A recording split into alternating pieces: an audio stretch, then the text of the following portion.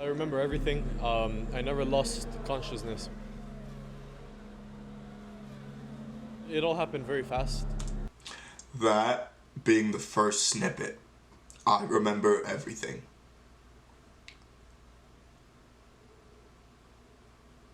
What is going on, guys? It is JJ here, back with a new video, and today we're going to take a look for the first time at not at the Antoine HUBERT crash.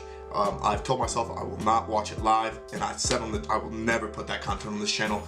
We got tripped on the Watch Mojo video, and that I can honestly say that with my whole heart. But we are going to take a look today at Juan Correa, the American, which I didn't know he was American. That was the second part of that crash, the T-bone part of the HUBERT crash, and his battle to recover, because you guys told me to take a look at what happened to him in the crash. I obviously, with Antoine HUBERT losing his life in it, I thought he was like the only one that took the major brunt of all the force, but it turns out Spa took two major injuries in that accident, or at least Spa F2 race in 2019. There was just more than, one person that was stuck in that accident, and it's extremely unfortunate. It's unbelievable how it even happened in the first place, and it's one of those things with Spa that it's really hard to avoid. I mean, the course itself, with how legendary it is, has its dangers on that up, what is it, the Eau Rouge corner. Well, we're gonna take a look at Juan Correa, his grind to come back, which I believe he's still racing at F3 now today, so he's already back on the track doing what he loves, probably what he, only thing he wants to do, and I absolutely applaud him for it. But today, I'm just going to sort of understand his process to that, his battle to recovery, and maybe learn more about his involvement in the accident from the race.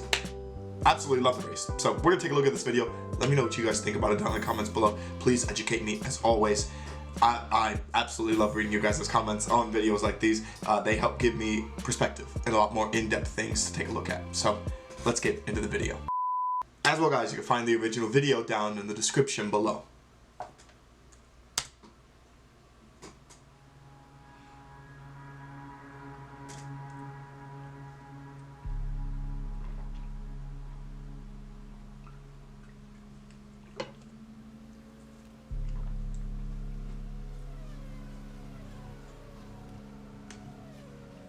I remember everything. I never lost consciousness. It all happened very fast. That being the first snippet, I remember everything.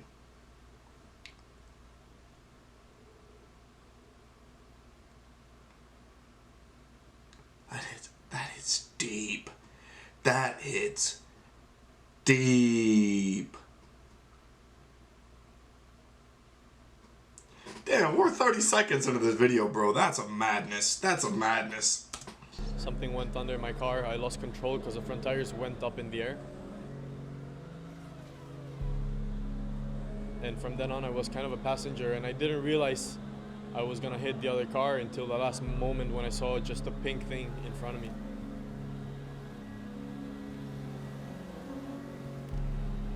I was kind of in a state of shock.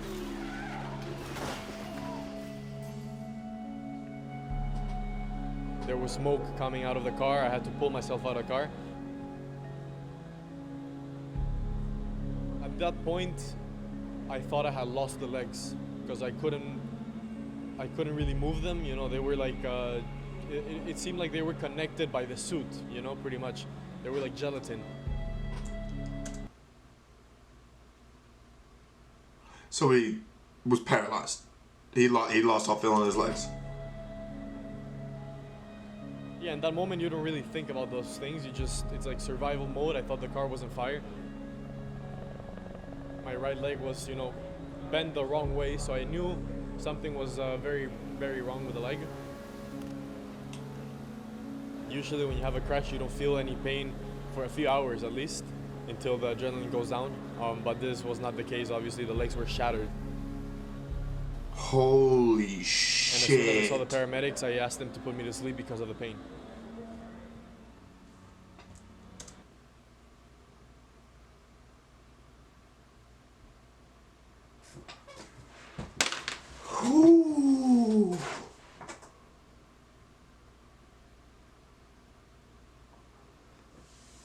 Did you see the pins in his legs? Oh boy, we gotta walk away from that one. Everyone, relax. Everyone, relax. We're back. Jesus. I went into the coma, and I woke up from the coma 2 weeks later. So actually, I really regained my consciousness about 3 weeks after the crash. I am back. I want to publicly give my deepest condolences to the HUBERT family. You know, it's been a shock to everyone. I'm just grateful, you know, to be here. It's been a life-changing experience. Having someone close to you, a fellow driver, competitor, and a friend as well, you know, die in the same crash as you know. It just makes you, I guess, realize life is short. At any moment, things can go wrong. My parents were with me on my bedside in the hospital for the whole 2 months. They had to live through 2 weeks of me being in a coma, not knowing if I was gonna make it out. I had so many messages from all the drivers. People went to see me in the hospital once I got a bit better. And even until now, I feel really the support behind me, which is very encouraging. I lost 6 to 7 centimeters of tibia in the right leg. The left leg was just like a fracture, and I broke 2 vertebrae. Now I'm just waiting for those new 7 centimeters of bone to get hard again so I can put weight on it. The next step after that will be to see how the ankle is doing, because my ankle was shattered. My previous routine before the accident has helped me mentally. For many people, rehab is hard because you have to get into this kind of training mentality, go to the gym every day. And for me, that wasn't such a big shock because I had a bit of that before, not for an injury, but just for my fitness. You know, when dude, this is what I'll give F1 drivers and just professional athletes in general. The mental aspect, the mentality of it all is unbelievable. Like the absolute mental fortitude to, dude, like you all just heard everything. I mean, look at his leg right there. You can see his ankle's not right. Like that's not correct. Like that's not where it should be or what it's supposed to look like. But you guys can he has the ability to get in this crash. And mentally, all he's thinking about is, I want things to return to normality. And I will work as hard as I possibly can to get it back to that way. Incredible. Like, it's absolutely incredible. And he's talking about it right now. He's like, I have no problem getting back in the gym and getting back into my old habits because it's what I need. It's what I want. In the coma, I had lost maybe 30 kilos and all my muscles were gone. I could not even hold my phone up. That's how weak I was. So I've come up very quickly back. You know, I'm at 80% of what I was before the crash in only like 2 or 3 months of training. So from that point of view, I'm optimistic. The rehab will probably not be done until 3 years from now.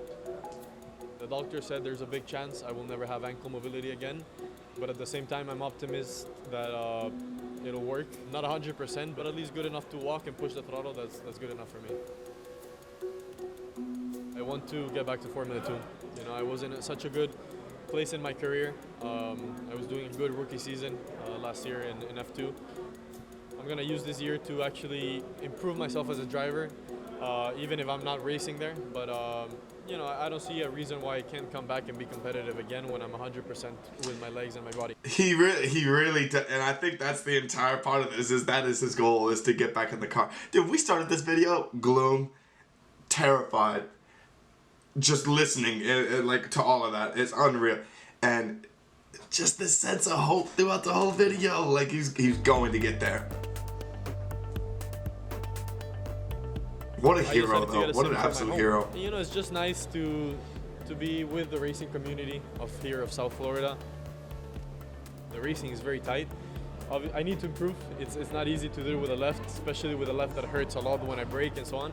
But I'm improving slowly, and I'm just here to enjoy it. He's really not using his right leg at all in that. And it's also good rehab for my leg, to push and do a bit of muscle. So it's just a win-win for me. Race car drivers are used to making quick decisions. You can see that when you're blocking, when you're covering for someone, and I think I'm still the hardest guy to pass out on the track, which makes me happy. I'm probably not the fastest yet, but yeah, it's just a lot of fun.